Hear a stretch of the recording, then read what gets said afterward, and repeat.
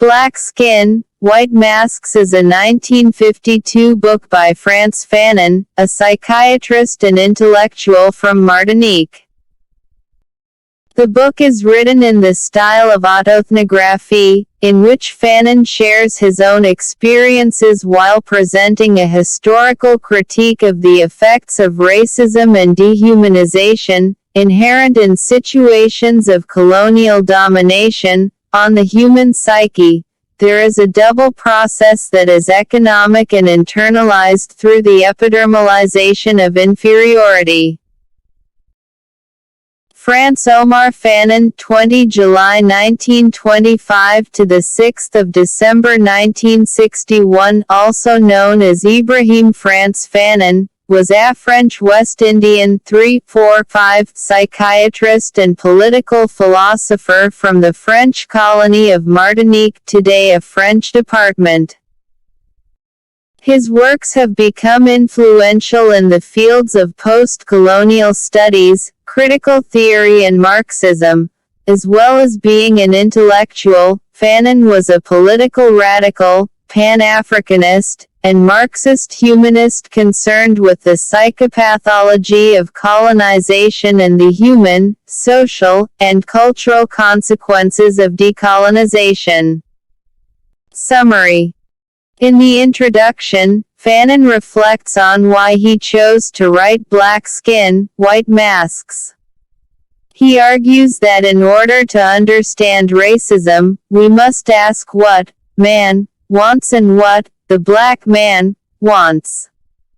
Fanon seeks to understand the relationship between white and black people, and argues that both groups are trapped within their own racial identities. He argues that psychoanalysis is a useful tool for understanding the black experience, and that, through analysis, it is possible to destroy the enormous psychological complex that has developed as a result of colonialism.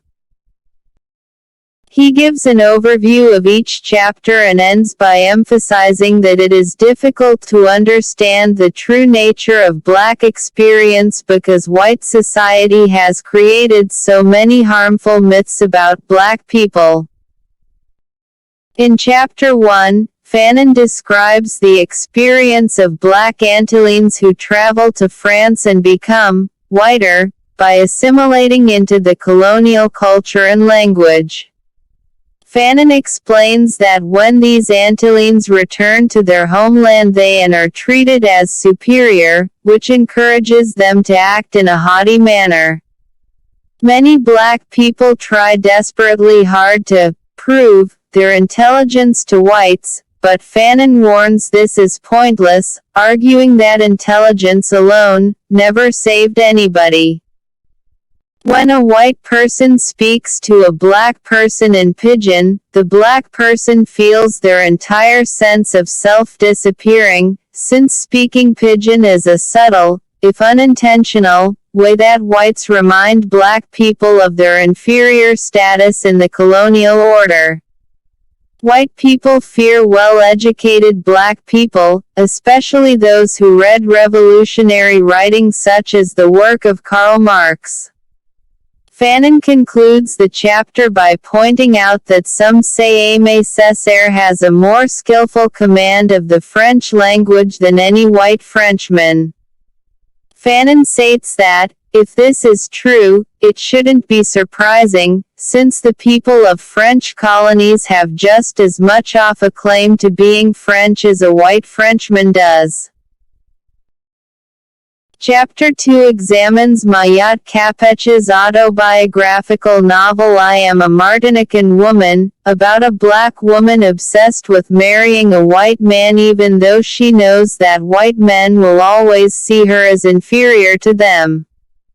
The novel is very popular, but Fanon disapproves of it because it advocates unhealthy behavior. In colonial culture, whiteness is associated with virtue and beauty, and Martinican women like Mayat have been taught to believe that they can save their race by making themselves whiter. They come to feel desperate for white approval, which leads them to act in irrational and self-sabotaging ways. Fanon then turns to a novel called Nini by Abdoulaye Sadji. The titular character of this book is a biracial Senegalese woman who rejects the advances of a black man even though he is devoted to her, because she wants to marry a white person. Fanon argues that Nini shows how black women internalize racist ideas which they direct at black men and ultimately also at themselves. In Chapter 3, Fanon looks at the reverse situation, black men who want to sleep with white women. This time he uses René Marin's autobiographical novel A Man Like Any Other, about a black Antillean named Jean Venus who lives in Bordeaux, France. Jean is talented but neurotic, desperate to prove himself to others. He is in love with a white woman, and although he has white friends who accept him, they do so on the condition of him renouncing his blackness, which only causes him further psychological torment. Fanon considers the fact that many black men desire white women because they want to engage in the vengeful act of dominating a European woman. Fanon argues that Jean suffers from an abandonment neurosis, which is described by the psychoanalyst Germaine Gex. However, Fanon clarifies that Jean experiences this neurosis differently than a white person would, and that understandings of the abandonment neurosis have to be adapted given this context. In Chapter 4, Fanon discusses Octave Manoni's book The Psychology of Colonization, in which Manoni analyzes the psychological relationship between the colonizer and colonized. Fanon criticizes Manoni's argument that the inferiority complex of colonized people originates naturally in early childhood, arguing instead that the inferiority complex is a direct consequence of colonization. Fanon then examines the ways in which, even among people of color, different ethnicities, nationalities, and religions are encouraged to feel superior to one another. This ultimately helps to maintain the power structure of white supremacy. He rejects Manoni's argument that the best sides of European culture are not responsible for colonialism, arguing instead that all of Europe is complicit in colonial violence. He also rejects Manoni's claim that Malagasy people did not have a sense of their own identity prior to colonization, pointing out that instead colonization destroyed Malagasy people's existing culture and identity. He concludes that Manoni does not truly understand Malagasy culture or have any sense of what this culture could be like if liberated from colonial oppression. Chapter 5 begins with the most famous passage in the book, in which Fanon describes sitting on the train and hearing a white child fearfully exclaim, "Look! A Negro!" This interaction is deeply painful for Fanon, who feels an enormous sense of anger in response to the child's fear of him. He describes how racism can engender a feeling of alienation from one's own body. Quoting from Jean-Paul Sartre's argument about the corrosive impact of anti-Semitic stereotypes on Jewish people, Fanon points out that while Jewish people can downplay or renounce their Jewishness, black people can never escape their blackness. Fanon examines the history of how science was used to justify racism, arguing that science should be ashamed of itself. He moves on to critique the artistic movement known as negritude, stating that the attempt to reimagine a mystical, pre-colonial black culture ultimately won't help black people in the present, and that certain aspects of negritude also ironically confirm racist stereotypes about black people. In Chapter 6, Fanon evaluates whether psychoanalytic concepts can be usefully applied to the black experience. He argues that the family lives and early childhoods of white people are different from those of black people simply by virtue of racism and colonialism, and therefore many of the predominant psychoanalytic theories developed by white Europeans don't hold true for many people of color. Fanon affirms the existence of a collective unconscious of black people and argues that the only way for black people to be healed from the psychological damage of colonialism is through collective catharsis. Fanon critiques the psychoanalytic idea that all phobias are necessarily caused by childhood traumas. In the case of negrophobia, fear or hatred of black people, the problem is actually rooted in racist colonial culture. At the same time, psychoanalytic theory states that phobias are ultimately sexual in nature, and Fanon believes this to be true in the case of anti-black racism, pointing out that anti-black violence is often sexual in nature.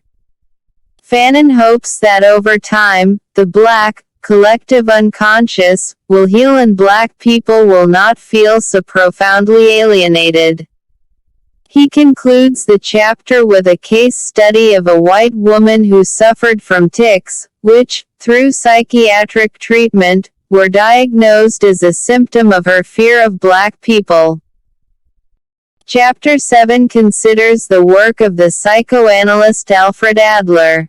Fanon supports certain aspects of Adler's writing while noting that Adler views psychology too much in individual terms, without considering societal issues like racism. Fanon argues that the whole of the Antilles is a neurotic society, as a direct result of colonialism.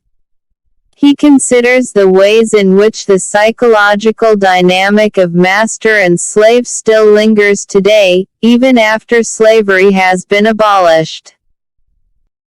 In the concluding chapter, Fanon admits that different colonized populations from around the world will need their own, specific solutions to the problems he has identified.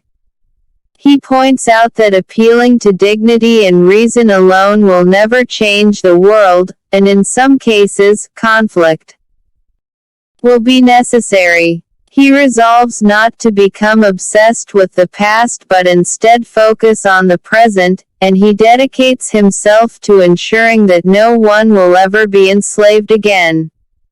He concludes with an appeal to true open-mindedness and a prayer that he will always be a man who questions. Black Skin, White Masks applies a historical critique on the complex ways in which identity, particularly blackness, is constructed and produced.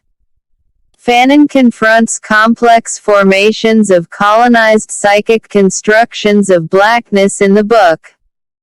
He applies psychoanalysis to explain the feelings of dependency and inadequacy that black people experience. Fanon paints the perception of white people as having a deep-seated fear of educated blacks. He explains, no matter how smart a black person may become, whites will always exercise a sense of inferiority, such as speaking pidgin. This way of thinking was designed to keep blacks stuck in a inferior status within a colonial order. The divided self-perception of a black subject who has lost his native cultural origin, and embraced the culture of the mother country, produces an inferior sense of self in the black man. They will try to appropriate and imitate the culture of the colonizer, where such behavior is more readily evident in upwardly mobile and educated black people who can afford to acquire status symbols within the world of the colonial ecumene, such as an education abroad and mastery of the language of the colonizer, the white masks.